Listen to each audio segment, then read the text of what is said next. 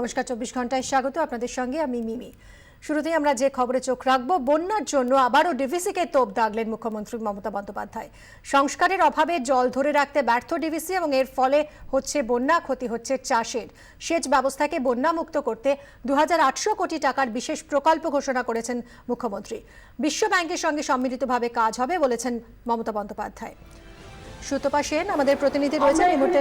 DVC সেই পুরনো সেচ সিস্টেমের আন্ডারে, এবং ওরা অনেকদিন ধরে ভালো করে পরিষ্কার করে না বা মেনটেনেন্স করে না, ফলে একটা ব্লক হয়ে গেছে। বন্যা হয়ে যায়, বন্যার জলটা চলে আসে, জল ধরে রাখার ক্ষমতা পর্যন্ত নেই।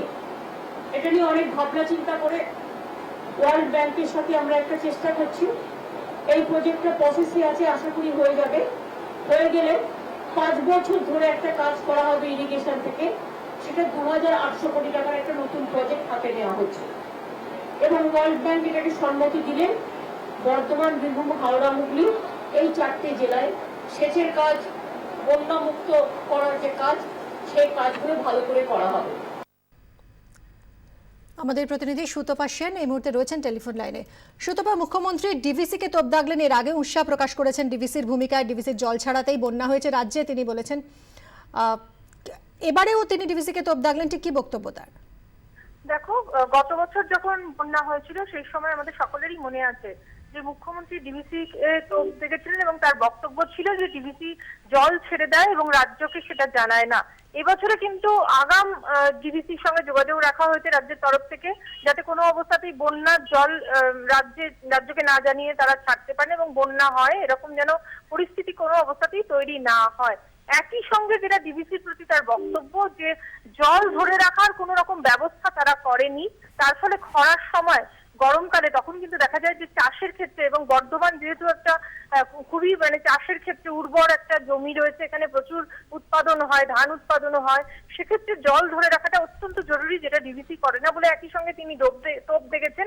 অন্যদিকে তার সরকার পঞ্চায়েত দপ্তরের অধীনে তারা যেটা একটা উদ্যোগ নিয়েছে যে বিশ্ব ব্যাংকের সাথে তারা কথা বলেছে এবং 4টে জেলাকে কেন্দ্র করে এখানে বন্যার জল ধরে রাখা, শুধু তাই নয় অন্য সময়ও বৃষ্টির জল ধরে রাখার একটা বড় পরিকল্পনা নেওয়া হচ্ছে, যেটা 2800 কোটি টাকার প্রকল্প। এবং বিশ্ব ব্যাংক যদি সম্মতি দেয়, ইতিমধ্যেই তাদের কাছে প্রজেক্টের রিপোর্ট পাঠানো হয়েছে, ডিপিআর তৈরি করে তাদের কাছে পাঠানো হয়েছে এবং মৌখিকভাবে তারা সম্মতও আছেন।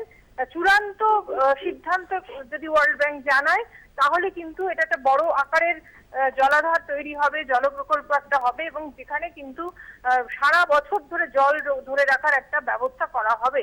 এবং এর ফলে যেটা মনে করা হচ্ছে যে 4টে জেলা তো বটেই, অর্থাৎ বর্ধমান, বীরভূম, হুগলি এবং হাওড়া তো বটেই, তার আশেপাশে সংলগ্ন জেলাগুলোর কৃষকরা তারাও ভীষণভাবে উপকৃত হবেন এবং চাষের উৎপাদন বাড়ানোর ক্ষেত্রে কিন্তু অনেকটাই সুবিধা হয়ে যাবে। ধন্যবাদ সুতপা। রবীন্দ্রনাথ ঠাকুরের নোবেল উদ্ধার করতে চায় রাজ্য। নোবেল কাণ্ডে তদন্তের দায়িত্ব চেয়ে কেন্দ্রকে চিঠি পাঠাচ্ছেন স্বরাষ্ট্র সচিব মলয় দে। নবান্নে কথা জানিয়েছেন মুখ্য সচিব বাসুদেব বন্দ্যোপাধ্যায়। কেন্দ্রের কর্মীবর্গ ও প্রশিক্ষণ দফতরকে পাঠানো ওই চিঠিতে সিবিআই এর হাত থেকে রাজ্যের হাতে নোবেল চুরির তদন্তভার দেওয়ার অনুরোধ করা হবে। সিবিআই তদন্ত যতদূর এগিয়েছে সেই সংক্রান্ত নথিও চাইবে রাজ্য। বৃহস্পতিবারই শান্তিনিকেতনে মুখ্যমন্ত্রী বলেন, রাজ্যের হাতে দায়িত্ব থাকলে নোবেল খুঁজে বের করতেন। তার আগেই অবশ্য গত ডিসেম্বরে একই দাবিতে কেন্দ্রের চিঠি পাঠানো হয়, যদিও দিল্লি থেকে সেবার কোনো উত্তর আসেনি। আমরা সিবিআই কি ওরা আমাদের লিখেছিল যে আমরা এটা করতে পারছি না বা কিছু এরকম একটা। 2015-এ আমরা একটা চিঠিও দিয়েছিলাম। নোবেল প্রাইজটা রবীন্দ্রনাথ ঠাকুরের, এটা আমাদের গর্ব, সংস্কৃতি, বাংলার প্রত্যেকটা ধূলিকণার সাথে মিশে আছে এই সংস্কৃতি। সুতরাং চেষ্টা করে দেখা উচিত যাতে সেটা ফিরে পাওয়া যায়। বিক্রম দাস আমাদের প্রতিনিধি রয়েছেন এই মুহূর্তে টেলিফোন লাইনে।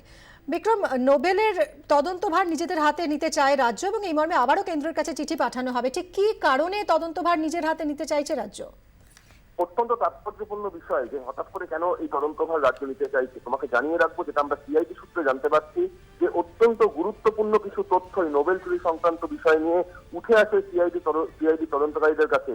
যেটা তোমাকে জানিয়ে রাখবো যে 2015 সালে প্রাইম মিনিস্টার অফিস থেকে একটি চিঠি পাঠানো হয় রাজ্য প্রশাসনকে, যেখানে বলা হয় যে বিশ্বভারতীতে একের পর এক চুরির ঘটনা ঘটছে, বিশেষ করে মেট্রোলজিক্যাল ডিপার্টমেন্ট, তার পাশাপাশি বিভিন্ন ছাত্রছাত্রীর হোস্টেল এবং তার সঙ্গে সঙ্গে নোবেলের চুরির কথাও কিন্তু সেই চিঠিতে উল্লেখ করা হয়েছিল এবং সেক্ষেত্রে সিকিউরিটি যাতে বাড়ানো হয় এই গোটা বিষয়টা নিয়ে একটা চিঠি দেওয়া হয় রাজ্য প্রশাসনকে।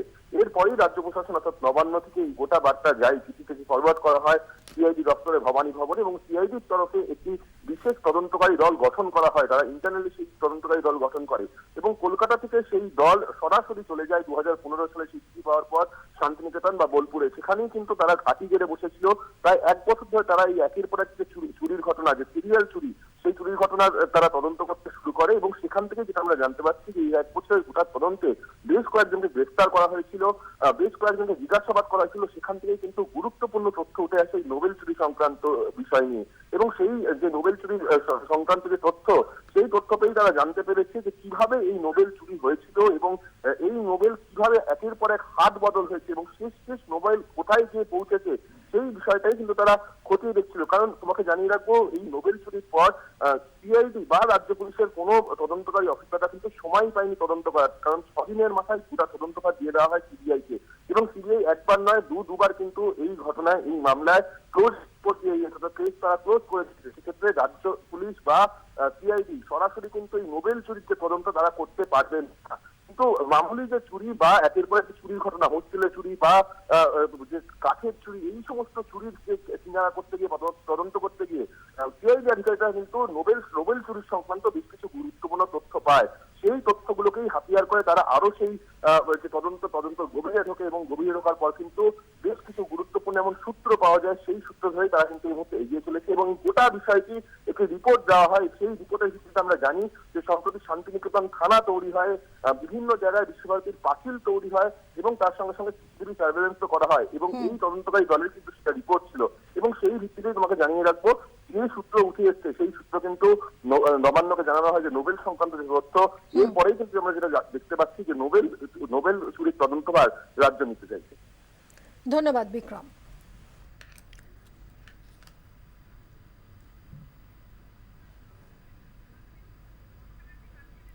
মমতা বন্দ্যোপাধ্যায় নোবেল উদ্যোগকে কটাক্ষ করলেন সিপিএম রাজ্য সম্পাদক সূর্যকান্ত মিশ্র। গতকাল শান্তিনিকেতনে মুখ্যমন্ত্রী বলেছিলেন দায়িত্ব পেলে নোবেল খুঁজে বের করতেন তিনি।